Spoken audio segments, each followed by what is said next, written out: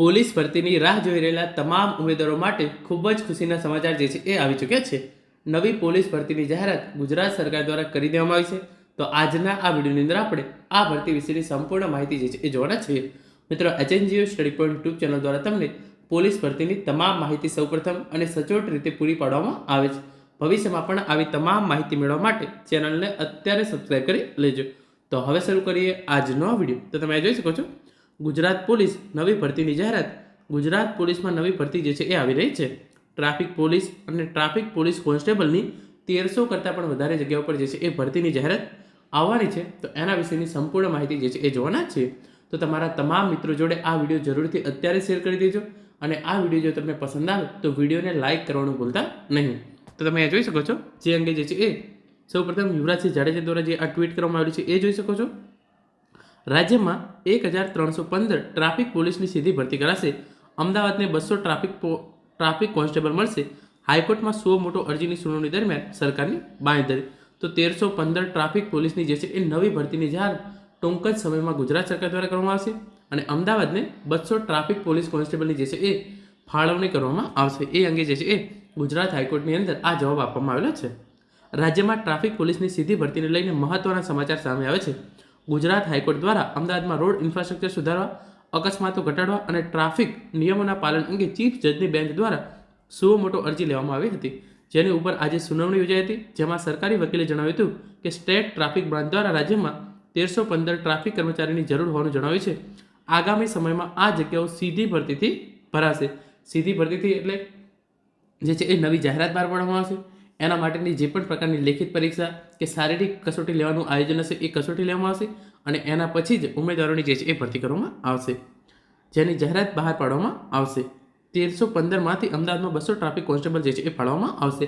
તો કુલ જે છે એ 1315 જગ્યાઓ પર ટ્રાફિક પોલીસની ભરતી કરવામાં આવશે. અને એમાંથી 200 ટ્રાફિક પોલીસ કોન્સ્ટેબલ જે છે એ અમદાવાદ શહેર માટે ફાળવવામાં આવશે. આગળ તમે જોઈ શકો છો, 15 વર્ષ માટે પોલીસની જરૂરિયાતને લઈ મેળવાતી થર્ડ પાર્ટી એક્સપર્ટની સલાહ. આગામી 15 વર્ષ માટે પોલીસની જગ્યાઓને લઈને થર્ડ પાર્ટી એક્સપર્ટ સલાહ લેવાઈ રહી છે. વર્તમાનમાં 11,000 જેટલી જગ્યાઓ પોલીસ માટે ભરાઈ રહી છે. જોકે કોર્ટે કહ્યું છે કે વર્તમાન સમયમાં રાજ્યમાં વસ્તીના હિસાબમાં પોલીસની જરૂરિયાત અંગે સ્પષ્ટતા નથી. આ માટે એનાલિસિસ જરૂરી છે. ટ્રાફિક પોલીસની કેટલી જરૂર છે, ભવિષ્યમાં કેટલી જરૂર પડશે, આ સાથે જ કોર્ટે આ મુદ્દે ગૃહ વિભાગના સેક્રેટરીને પ્રોગ્રેસ રિપોર્ટ રજૂ કરી નવેમ્બર મહિનામાં જે છે એ સુનાવણી રાખી છે. તો આ કેસની જે આગળની સુનાવણી જે છે એ નવેમ્બર મહિનાની અંદર કરવામાં આવશે. અને ત્યાં સુધીમાં જે છે એ 1300+ જગ્યાઓ પર ટ્રાફિક પોલીસની જે આ છે એ નવી ભરતીની જાહેરાત કરવામાં આવશે. અને એ જે છે એ એની અંદર શું પ્રોગ્રેસ થઈ એની પણ જે છે એ જાણકારી મેળવવામાં આવશે. આગળ તમે જોઈ શકો છો, ગુજરાતની અંદર ટ્રાફિક પોલીસ માટે કોઈ અલગ કેડર નથી.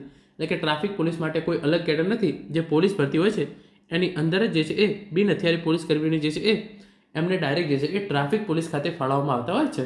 તો આ 1300+ જગ્યાઓ પર ટ્રાફિક પોલીસની નવી ભરતી કરવામાં આવશે. અને આ ભરતી જે છે એ પોલીસ કોન્સ્ટેબલ ભરતીમાંથી જ કરવામાં આવશે. એટલે કે ટ્રાફિક પોલીસની કોઈ અલગ ભરતી નથી કરવામાં આવતી. તો ડાયરેક્ટ જે પોલીસ કોન્સ્ટેબલની ભરતી આવે છે એની સાથે સાથે જ આ 1300 ટ્રાફિક પોલીસની જે છે એ ભરતી થાય છે.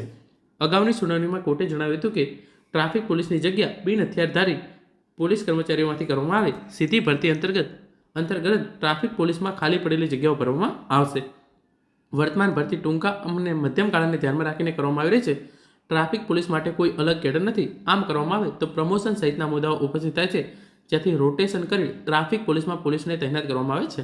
હાઈકોર્ટે કહ્યું છે કે પોલીસ કર્મચારીને ભલે આખું જીવન ટ્રાફિક વિભાગમાં ના રાખવામાં આવે, પરંતુ પોલીસ ભરતી બોર્ડ રોટેશન અંગે નિર્ણય કરે. તો ગુજરાત પોલીસ ભરતી બોર્ડ દ્વારા જે અત્યારે 12,000+ જગ્યાઓ પર જે છે એ ભરતી કરવામાં રહી છે, એમાંથી જ અમુક કર્મચારીઓને જે છે એ ટ્રાફિક પોલીસમાં મૂકવામાં આવશે. અને જે 1300+ જગ્યાઓ છે ટ્રાફિક પોલીસની, એને જે છે એ નવી ભરતીની અંદર સમાવેશ કરવામાં આવશે. તો 1300+ જગ્યાઓ માટે ટૂંક જ સમયની અંદર નવી પોલીસ ભરતીની જાહેરાત જે છે એ ગુજરાત પોલીસ ભરતી બોર્ડ દ્વારા જ કરવામાં આવશે. પછી એ અંગે ધવલ મારુસર છે, એમણે પણ ટ્વીટ કરીને ઇન્ફોર્મેશન આપી હતી. Gujarat police recruitment big update. High court સુનાવણી દરમિયાન રાજ્યમાં ટ્રાફિક ઇન્ફ્રાસ્ટ્રક્ચર અને પોલીસ ફોર્સની જરૂરિયાત અંગે જે છે એ ચર્ચા કરવામાં આવી હતી. અને એ અંગે સ્ટેટ ટ્રાફિક બ્રાન્ચ મુજબ રાજ્યમાં 1315 ટ્રાફિક કર્મચારીઓની જે છે એ જરૂર છે. અને સીધી ભરતીથી આ જગ્યાઓ ભરવામાં આવશે. એટલે કે આ જગ્યાઓ માટે નવી પરીક્ષા લેવામાં આવશે, નવી શારીરિક કસોટી લેવામાં આવશે. અને એના પછી જ આ 1300 જગ્યાઓ જે છે એ ભરવામાં આવશે. ગુજરાત પોલીસ ભરતી બોર્ડ દ્વારા ટૂંક જ સમયની અંદર આ નવી ભરતી માટે જે છે એ જાહેરાત કરવામાં આવશે. માત્ર અમદાવાદ માટે જ 200 ટ્રાફિક કોન્સ્ટેબલ જે છે એ ફાળવાશે. હાલમાં જે 11,000+ જગ્યાઓ ભરાઈ છે, આગામી 15 વર્ષ માટે પોલીસ જરૂરિયાત અંગે થર્ડ પાર્ટી એક્સપર્ટની જે છે એ સલાહ લેવાઈ છે. હાઈકોર્ટની સૂચના ગૃહ વિભાગના સેક્રેટરીએ પ્રોગ્રેસ રિપોર્ટ નવેમ્બર સુધીમાં જે છે એ રજૂ કરવો પડશે. પોલીસ કર્મચારીઓને રોટેશન દ્વારા ટ્રાફિક વિભાગમાં તૈનાત કરવામાં આવે. આ ભરતીની જાહેરાત ટૂંક સમયમાં આવી શકે છે. ઉમેદવારોએ જે છે એ તૈયારી શરૂ કરી દેવી જોઈએ. તો પોલીસ કોન્સ્ટેબલની જ ભરતી કરવામાં આવશે અને એ જ પોલીસ કોન્સ્ટેબલને જે છે એ ટ્રાફિક પોલીસની અંદર ફાળવવામાં આવશે અને ટૂંક જ સમયની અંદર 1315 જગ્યાઓ પર આ નવી ભરતીની જે છે એ જાહેરાત ગુજરાત પોલીસ ભરતી બોર્ડ દ્વારા જ કરવામાં આવશે. તો તમામ ઉમેદવારો જે છે એ તૈયારી શરૂ કરી દેવી જોઈએ. તો મિત્રો, આ હતો આજનો વિડીયો, જેની અંદર આપણે નવી પોલીસ કોન્સ્ટેબલની ભરતી આવી રહી છે એના વિશે વાત કરી છે. Thank you so much for watching.